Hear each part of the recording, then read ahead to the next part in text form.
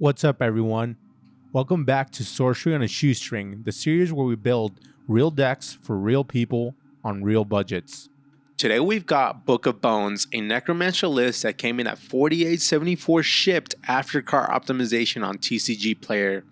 So yes, we're under 50, and yes, we're still doing disgusting things. This deck is all about one simple idea: turn skeletons into value, turn value into control, and turn control into slow and inevitable win. What's the game plan? If you like decks that don't win fast, but win by making your opponent feel like you can't ever get ahead, this is the one. We do three things: generate skeletons consistently, cash skeletons in for cards, damage, and board control, and force fights on our turns until our opponent runs out of options.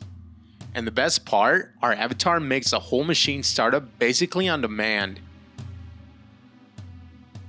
Necromancer does two things that makes his deck work. First ability is tap, player draws sight.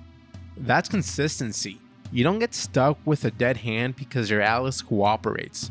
And the second ability, once on your turn, summon one skeleton token here by paying 1. That's the engine. 1 mana becomes a body every turn, blocking, trading, fueling artifacts, and fueling spells.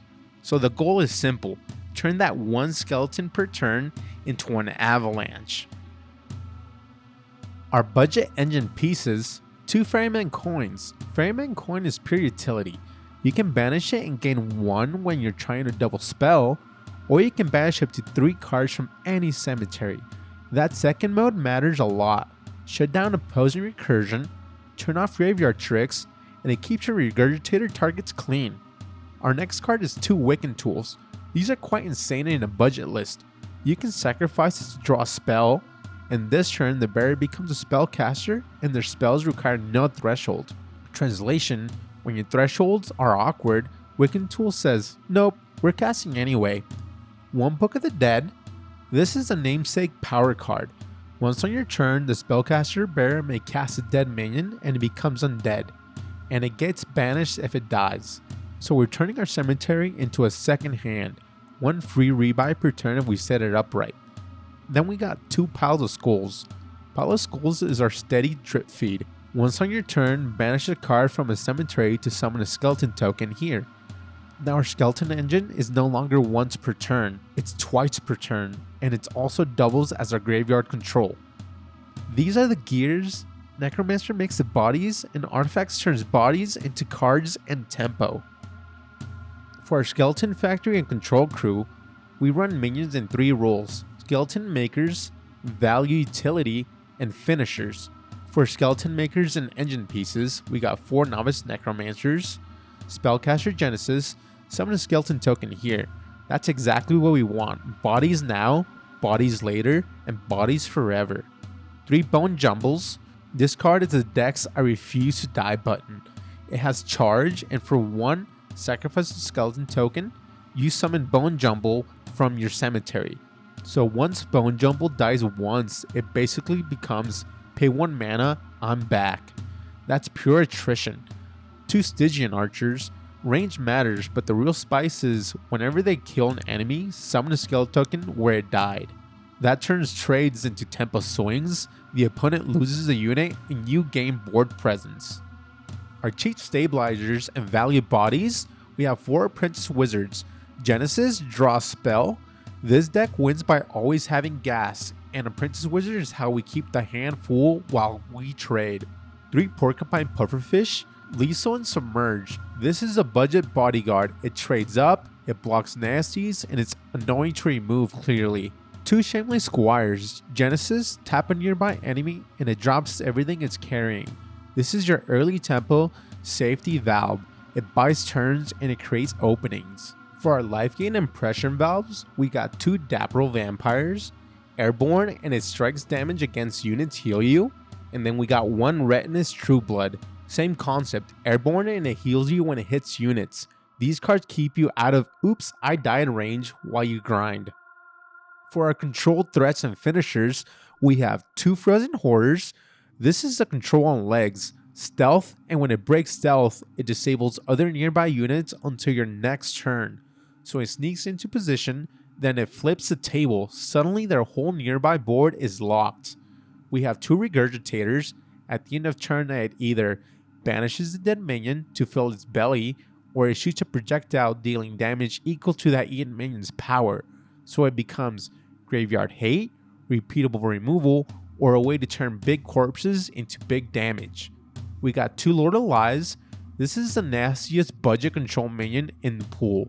Once on your turn, you may have 2 target units at a nearby location fight. That means you force trades, you punish positioning, you turn your expendable skeletons into removal spells, and we have 1 Draconian Bonekite. This is your late game swing. Tap, deal 3 damage to each other unit at target nearby location, then you summon a skeleton there for each unit that died. So it's a board warping nuke that turns into a skeleton explosion. The minion package does 2 things: creates bodies, turns bodies into forced trades and board lockouts, the soul of attrition. This is our control suite. We don't want to answer everything, we want to answer things that matter and keep our engine alive. Removal and threat control. For that we have 3 freezes. Disable a nearby minion until your next turn. Simple, effective, buys time. And then we have 2 Kisses of Death. Cast by spirits and undead. Kill target minion here. This is your no questions asked answer when something must die. And then we have 3 Bone Spears. Sacrifice an undead to shoot a projectile for 3 damage. And guess what? We have a ton of undead and skeletons. So Bone Spear becomes my token is my removal spell. We have 3 blinks. Teleport an ally to a nearby location and draw a card. This is a glue card. Save a key unit, reposition a frozen horror, or set up Lord of Lies fights, and it replaces itself. 3 tactical moves. Each ally takes up to 2 steps. In Sorcery, positioning is everything. This lets you reform a defensive line, threaten an avatar, or get into a nearby location range for Lord of Lies. For Disruption, we got 3 Grievous Insults. Cast by an ally, silence and tap a nearby minion this turn. Draw a spell. This is a Temple Blowout card. Silence shuts off engines, and drawing keeps you ahead. For our water control, we have 3 Waves of Eviction. Your water sites overflow, flooding in a cardinal direction and carrying enemies away. This does everything we want. Breaks formation, protects your back line, creates favorable fights. And then we got 2 Dredges. Surface everything at a target water site and summon 2 skeletons there. Board swing plus more bodies, exactly on plan. We have Undead Ambush. Summon a skeleton to each adjacent site around a target enemy. This is a trap card in the best way. It turns one enemy into a surrounded problem. And then we have 2 Witching Hours. Your evil, spellcaster, and spirit allies gain airborne and +1 this turn. This is how we close. Suddenly your board becomes evasive, hits hard, and you punch through stalemates. Your Alice is doing 2 jobs: consistent air and water threshold, and supports the skeleton and attrition plan. Skeleton support sites. We have 2 Open Mausoleums. Genesis, you may pay 1 to summon a skeleton token here. This stacks with Necromancer to keep bodies rolling. Then we have 2 sold out cemeteries. Whenever an undead enter, push another undead away. This is weird, but it's valuable positioning tech. It prevents clumping and helps keep lanes open. And then 1 Altar of Malachai. Once per game, if you would die, sacrifice a minion on top of the altar instead. That's a budget second life. In a long grind game, that wins matches. For our realm control and defensive annoyance, we have 3 Dark Alleys.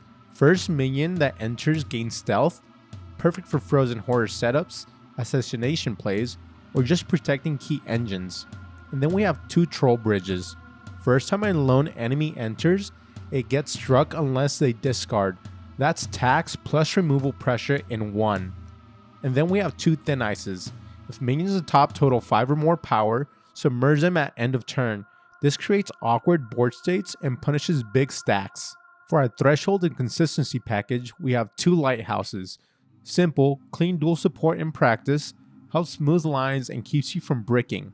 And then we have 2 Autumn Rivers and 2 Spring Rivers. Genesis, peak, and bottom of spell.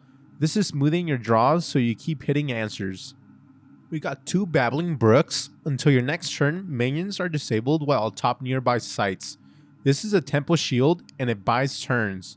And then we got 2 River Rapids. Push a minion on a connected river 1 step. This wins positioning wars, and positioning wars win attrition games. And then we got 2 Dread Thickets. With this, you'll be able to get free attacks. Then we have 4 Den of Evils. Den of Evil is huge here. Genesis, next evil costs 1 less, ignoring threshold.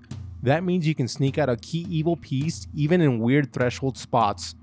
After all that, just mountain peaks? Well, sometimes you just need budget-friendly double threshold sites. So that's the Book of Bones, a Necromancer attrition deck that came in at 4874 shipped after using TCG players' card optimization. Built to outlast, outposition, and outvalue opponents with a steady flood of skeletons and control tools. If you want more budget builds like this, hit the like button, subscribe, and tell me what avatar you want to see next for Sorcery on a Shoestring. And remember, you don't need a 300 pile of uniques to win games. Sometimes all you need is the Book of the Dead and a whole lot of bones.